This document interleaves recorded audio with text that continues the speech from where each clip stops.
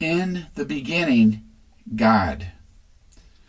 And the earth was without form and void. And God made the earth and everything in it in 6 days. God breathed his spirit into man. God told man they could have anything in the garden, except they were not to eat from the tree of knowledge of good and evil. Eve listened to Satan and ate from the forbidden tree.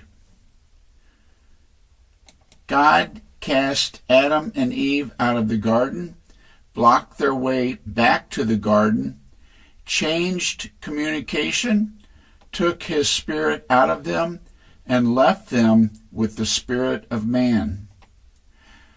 God cursed man to work. God cursed Eve that she would give birth to children. Adam and Eve's son, Cain, killed Abel. Sin increased on the earth. God told Noah to build the ark. God took Noah, his wife, his 3 sons, and their wives off the earth. 8 people off the earth in the ark, and destroyed everything that was left on the earth. Noah and his family were on the ark for a little over 1 year. Everyone was destroyed, and God put Noah and his family back on earth to repopulate the earth. The descendants of Noah decided to build the Tower of Babel.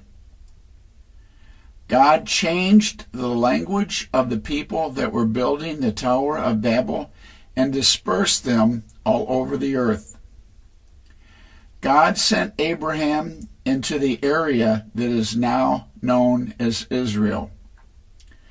God destroyed Sodom, and Lot's wife became a pillar of salt. Abraham and Sarah have a baby, Isaac. God told Abraham to sacrifice Isaac. God stopped Abraham and provided a sacrifice. God was impressed with Abraham's faith and promised to multiply Abraham's seed. Sarah, Abraham's wife and Isaac's mom, died, and Abraham sent his servant to Syria to get a wife for his son Isaac. Isaac and his wife Rebekah had twin boys, Esau and Jacob, whose name was later changed to Israel.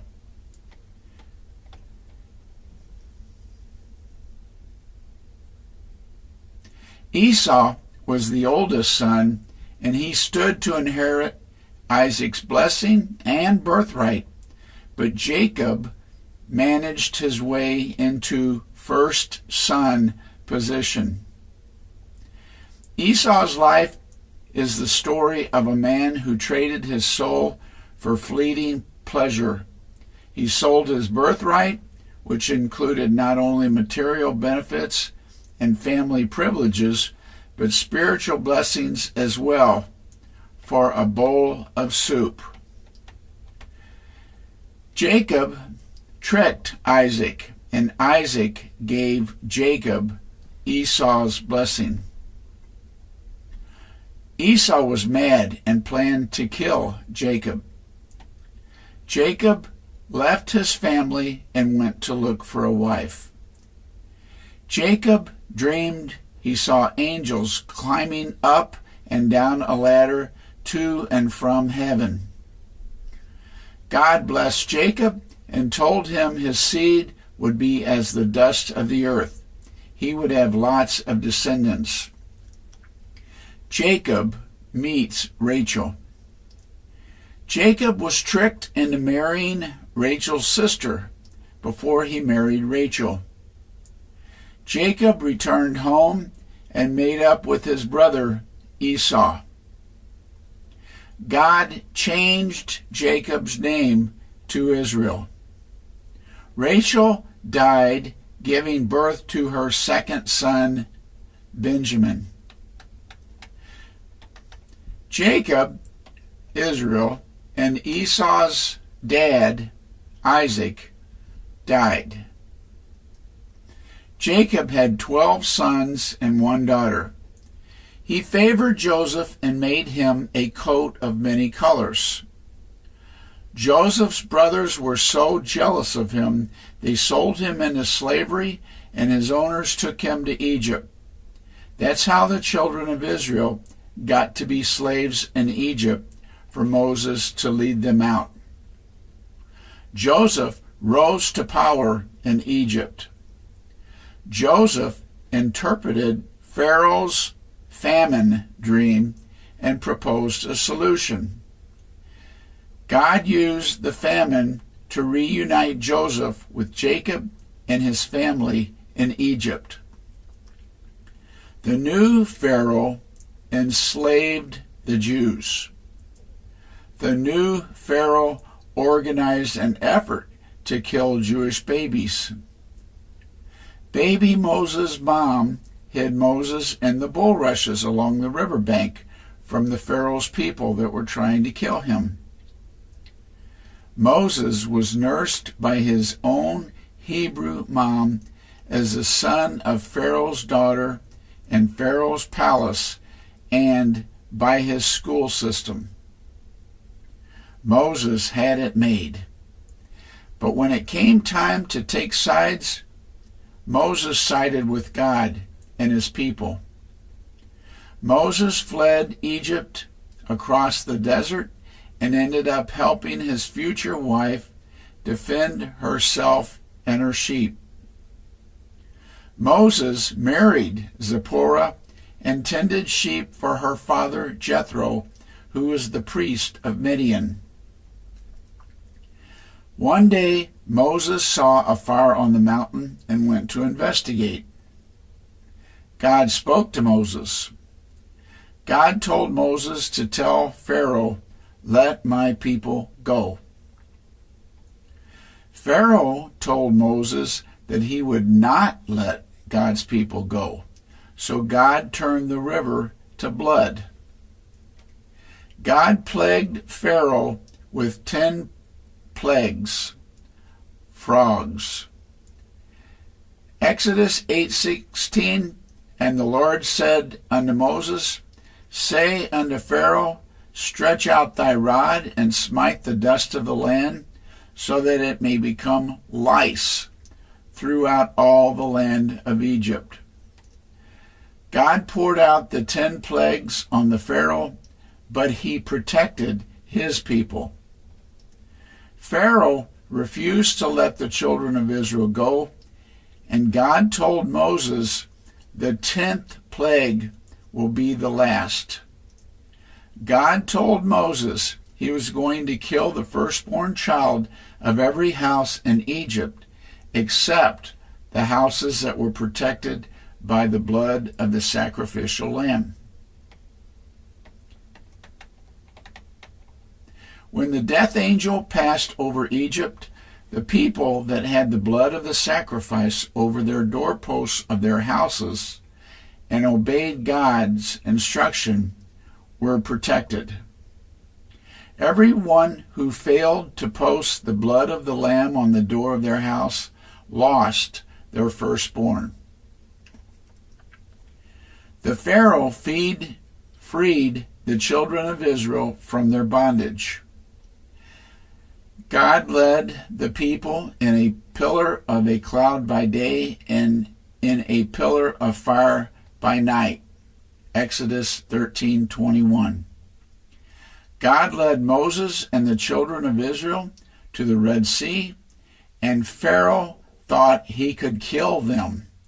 But God opened the sea for them to cross and killed the Egyptians when they followed him. God led them to water and gave them manna to eat. God asked the people whether they would enter into an agreement to obey him, and they said yes. God told Moses to make him a home to live in so that he could be with his people. The Ark of the Covenant was God's house. They kept bread on the table of showbread. The lampstand provided light. The altar of incense. Exodus 30:18.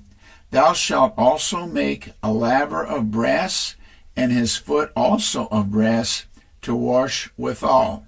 And thou shalt put it between the tabernacle of the congregation and the altar, and thou shalt put water therein.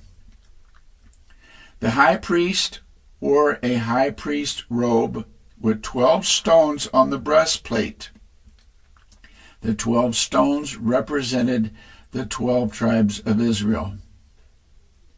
Yom Kippur is the Day of Atonement. One day a year, the high priest went into the holy place alone in a white robe with the blood of the lamb to seek God's forgiveness for sin. Leviticus 16. God told the children of Israel not to allow anything to come between him and them. God told the children of Israel to take the promised land, but 10 of the 12 scouts said they could not. Caleb and Joshua gave a good report, and they lived to go into the promised land. The children of Israel wandered in the wilderness for 40 years because they refused to take the promised land in God's time. After 40 years, God told Moses to put Joshua in charge. God told Joshua to take Jericho, which was a city on the east border of the promised land. When Joshua sent men to scout the city of Jericho, Rahab the harlot helped them. She was saved when Jericho was destroyed, married a Jew, and is one of Jesus' ancestors. They marched around the city according to God's plan, and the walls fell down. As the children of Israel followed God, they prospered, and God opened the Jordan River so that they could go through on dry land into the promised land. After God gave the children of Israel the promised land, they divided the land by tribes. Moses' father-in-law, Jethro, counseled Moses to appoint men who would help Moses judge issues. Exodus 18:22. And God used the judge to lead the children of Israel after Joshua died and before God allowed them to have kings, judges in the Old Testament. Samson was one of the judges.